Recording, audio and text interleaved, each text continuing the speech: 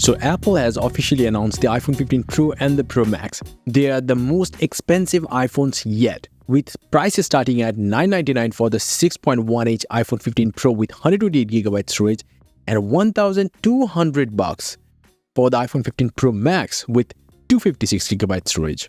So here's a look at the top features of both the iPhone 15 Pro Max and the Pro. The first one is the action button. The iPhone has always featured a mute switch, but the iPhone 15 Pro series finally gets rid of it. You can actually simply press and hold the button to toggle between ring and quiet by default, exactly like the switch did, and then you can also program this button to do a lot more than that, starting the camera, recording audio, or maybe executing a shortcut. That's really cool.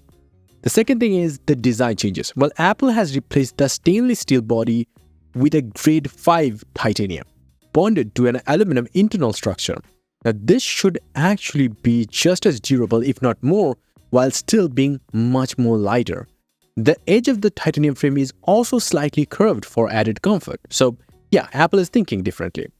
Aside from that, the rear panel also can be easily removed from the frame to make the repairs much more easier than the past models. There are going to be 4 color options: black titanium, white titanium, blue titanium, and the natural titanium, my personal favorite one. But the best part is that all of these colors comes with a brushed texture on the side frame. Anyway, the next one is actually in the display. Apple has reduced the bezels around the display too. The display is still 6.1-inch for the Pro model and 6.7 for the Pro Max, but the body of the phone has shrunk a little due to the smaller bezel size. Now, these phones will continue to have the Pro Motion and the always-on display as the Pro model exclusive feature. However, the maximum brightness is still gonna be 2000 nits outside, the same as the iPhone 14 Pro series, but this one is not a Pro exclusive feature anymore. Anyway, the smaller body and titanium enclosure make the phone lightest Pro iPhone ever. The iPhone 15 Pro weighs only 187 grams while the Pro Max is only 221 grams. But that's not where it ends though, there is another one. Apple is replacing the Lightning connector with USB-C on all the iPhone 15 models.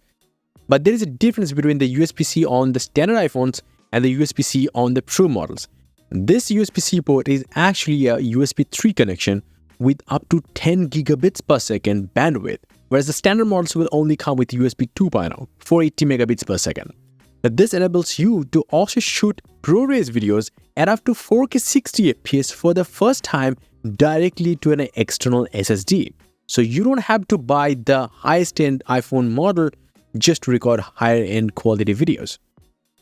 Now, we have already heard that TSMC is actually using a special process node for the Apple's A70 Bionic chip. Well, that's the reason why it is named A70 Pro this time. And that also makes it very much possible that next year, the A70 that will be used inside the non-Pro iPhones will actually be a non-Pro A17 chip.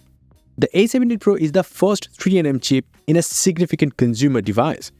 The 4 high-efficiency CPU cores are likewise quicker, and the 2 performance cores are also 10% faster. The CPU is actually paired with a 6-core GPU that is entirely new shader architecture. It offers 20% faster peak performance with better energy efficiency, according to Apple. And finally, Apple also adds ray tracing supports to its GPU. Aside from that, Apple has also introduced a second-generation U2 ultra-wideband chip that is more accurate at a larger distance, giving you the choice to share your specific location with your friends and families in situations where you are in a crowded place. That's actually pretty cool. Now, Apple is also offering Wi-Fi 6E standards on the Pro models. But the next big change is the biggest one: camera upgrades. Apple says that the newer camera system on the iPhone 15 Pro is the equivalent of 7 lenses in the pocket.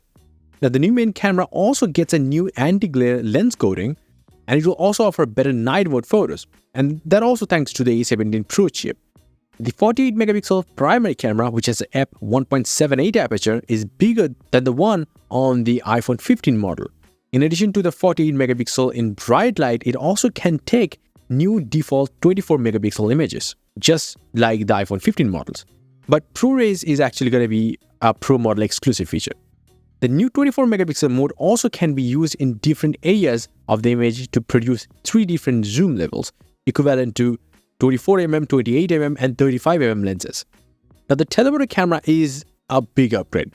On the iPhone 15 Pro, it's an improved 12 megapixel camera, but it's still a 3x zoom camera.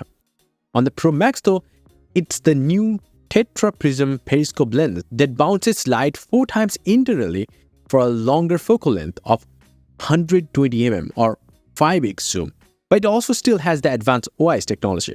Now, with digital zoom, the iPhone 15 Pro Max actually can zoom up to 25x, whereas the Pro model will be restricted to only 15x. And then there is the next generation portrait mode. Now, this is something that you don't even have to activate it manually. It will automatically do it, and it will also allow you to adjust the focus and the bokeh effect after you snap the pic.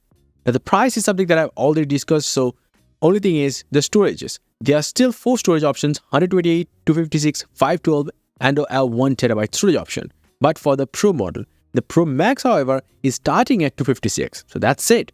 Let me know your thoughts in the comment section below. What do you think about the iPhone 15 Pro and the Pro Max? And yes, if you want, you can get some crazy cool wallpapers up on my website. A link down below. Until the next one, bye and take care.